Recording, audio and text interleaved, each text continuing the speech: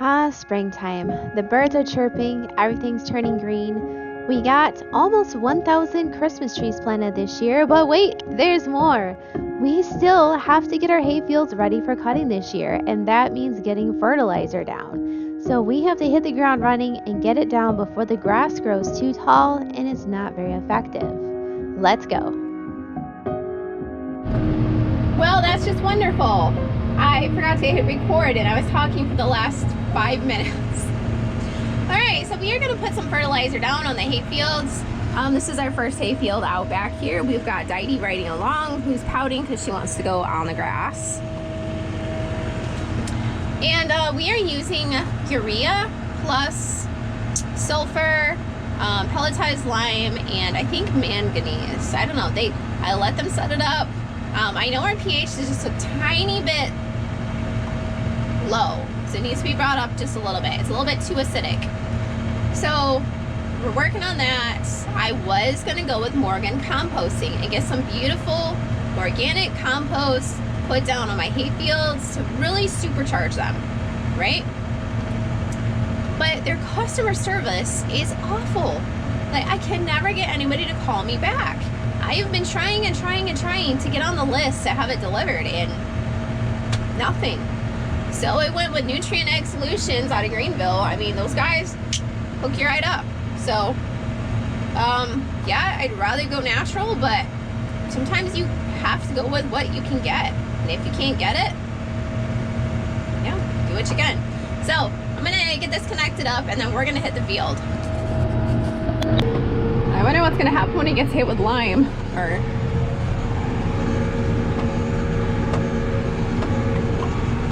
nope, doesn't even care. Look at him, he's just like, all right, that's cool, Mom. All right, so I am running this path just a little bit tight. I'm not quite doing 40 feet between my passes, just because every time I do this, I end up with leftover fertilizer, and I end up having to run back and forth several more times trying to use it up. So this field, I know, needs to be hit really good with it. You can see some of the little scrappy grasses growing in there. This was a field that was originally planted at 50 pounds per acre on accident because somebody incorrectly set it up. Look at all that scrappy grass. Yeah, that stuff shouldn't be growing. There's bare patches. I think a lot of the seed that I put down in the fall didn't sprout. So, I think it's starting to sprout now. Let's see, we're gonna come up on it. And I also noticed in years past when I do this that the areas that overlap are the greenest and the thickest. I mean, there's some serious stripes, and it never occurred to me that that's what it was. But now that I'm out here looking at it, I'm like, oh, you know, it was probably those overlaps. Ooh, I'm a little bit far from my intended target.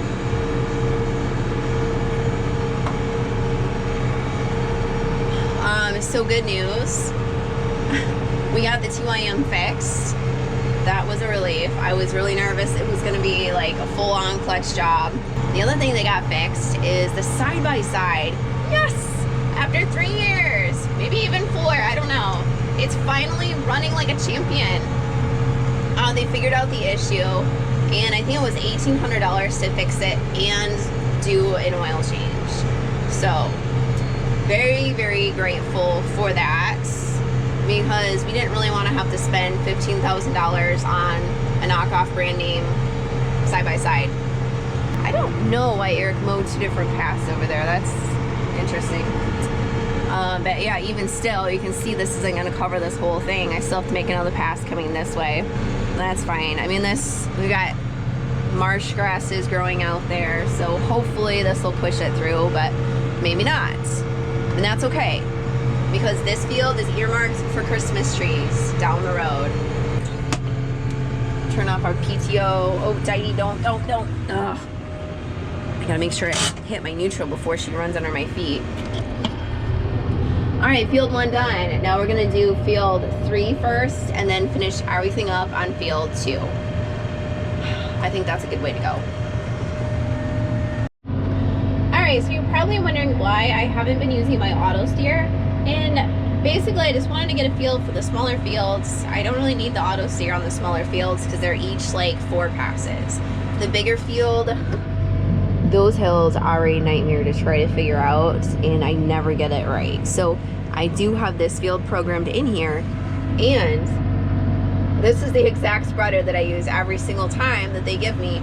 So all my measurements should be perfect. It spreads 40 feet, so they're all the same on that one. We're not gonna do the U-turn. I think we're gonna be able to function with it off. So we're gonna click, these are our fields, our main 10. So now we're gonna click task, and look at this, fertilize, pink.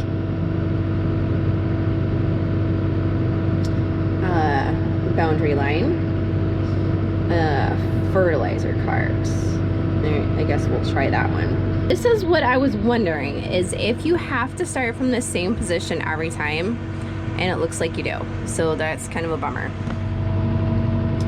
But we can fertilize a pathway around the perimeter and just turn a little bit before that. So we'll turn this back on and put our PTO up to 540, and then we'll just fertilize our way on over to the starting point. Okay, here we go. You think, tidy? I kind of was hoping to start here. See, look, I show it. It's like, hey, your starting point's over there. No, I wanted to start here because this area always gets hit last, and it's usually the worst. I mean, the soil here is just lacking. That's why I want to put manure down, because that would really boost the soil itself and not just put nutrition in, but improve the soil. So when we did do the manure, we started on this side. I don't know if I have enough in the budget to go with dairy dew later in the year. Really, you want to get it at the beginning of the year, but that obviously wasn't in the works. So this is May 2nd.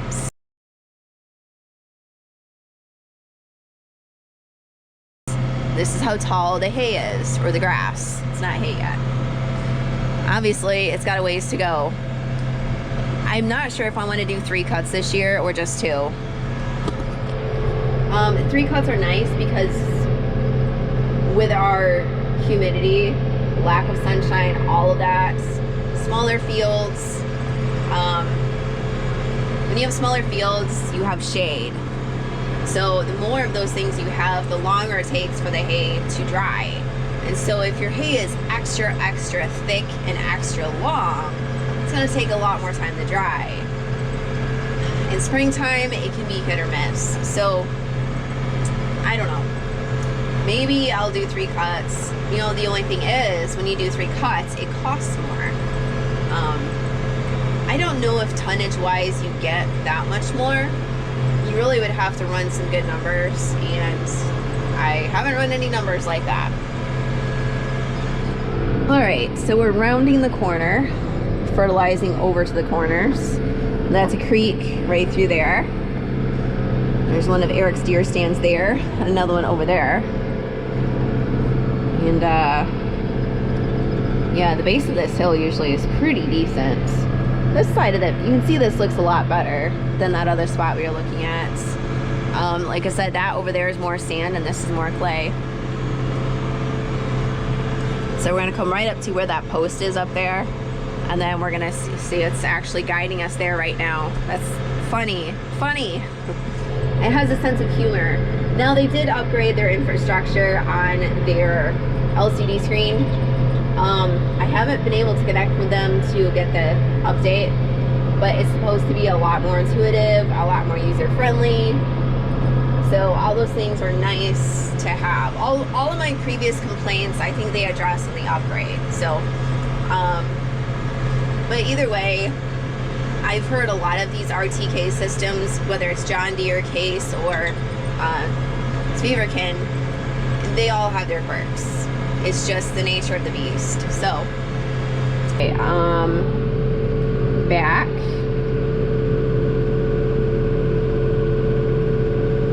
So we are going to, I don't know why it saves it. It's not like anything I'm gonna do again. Task. We're gonna do main field, task name. that boundary. Now we're gonna go into 10 acre where?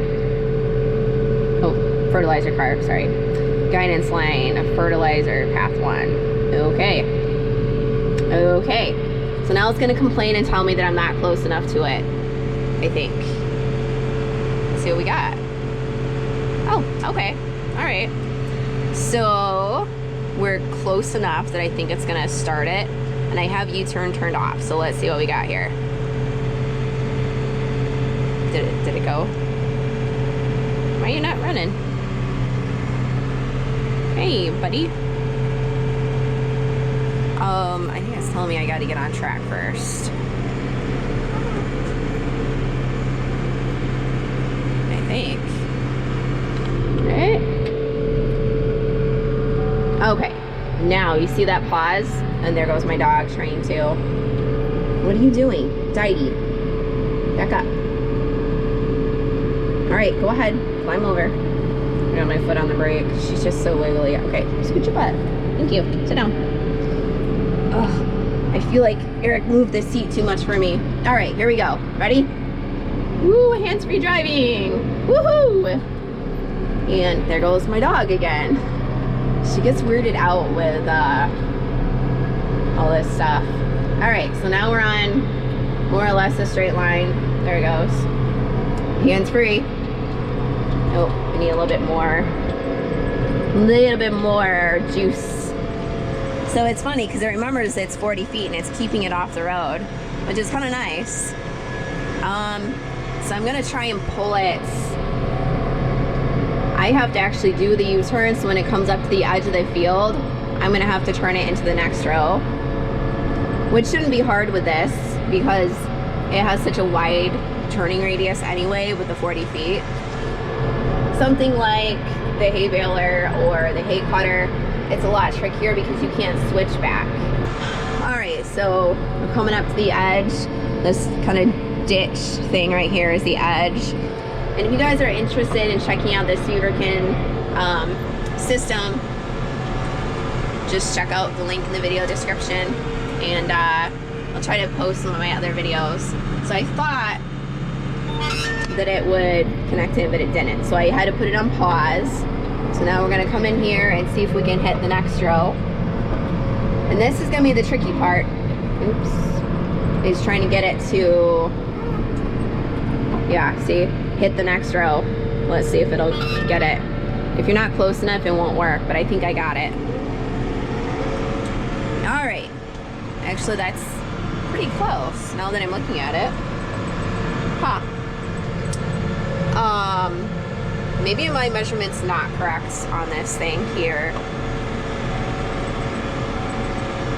Because it's more than double fertilizing it. It's actually hitting my tire tracks over there. So, interesting. Like I said, all the fertilizer carts are the same. So I guess maybe I need to hit an extra row over and that would be sufficient. I mean, I don't care if I do extra on that side of the field, which is what I was shooting for. But this side of the field is pretty good. Oh, we coming up to this hill right here. I don't like this hill. I hate hills. I knew people, lots of people actually, that flipped their tractors over on hills. Oh my goodness gracious, tractor. Oh my goodness. Don't go sideways.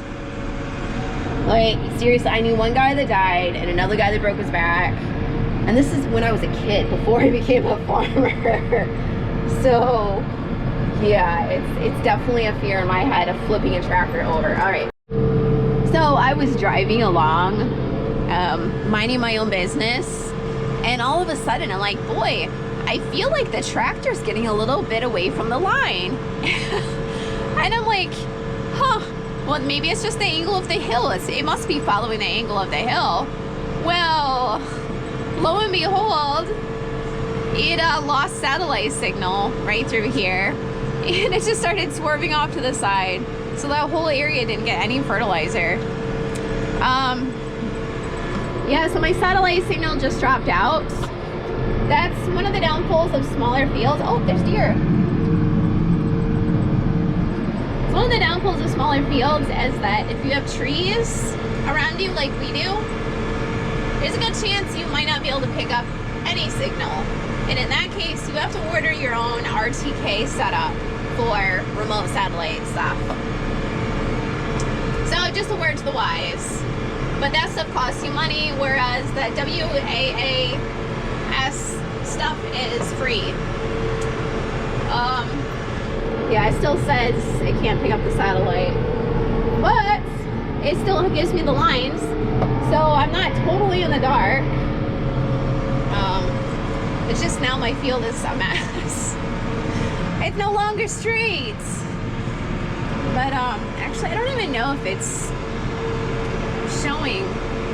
Like, if I drive on that line visually, am I actually on the line, or is it just like a phantom? I don't know. Anyway, I just had to point that out. It was going great until the middle of it was the middle of the field. I wasn't up against the trees. I wasn't up against anything. It was the dead nuts middle of the field. And I've had that issue with RTK and WAAS. So, yeah. The fertilizer went down well, and I got all the fields done, and I didn't have any extra fertilizer left over, so that meant I did it just right. But now, on May 15th, I'm looking at the fields, and they are past time to cut. They grew so fast, I don't even know if I'm ready for hay season 2024. Are you? Keep watching, guys, and put your comments down below.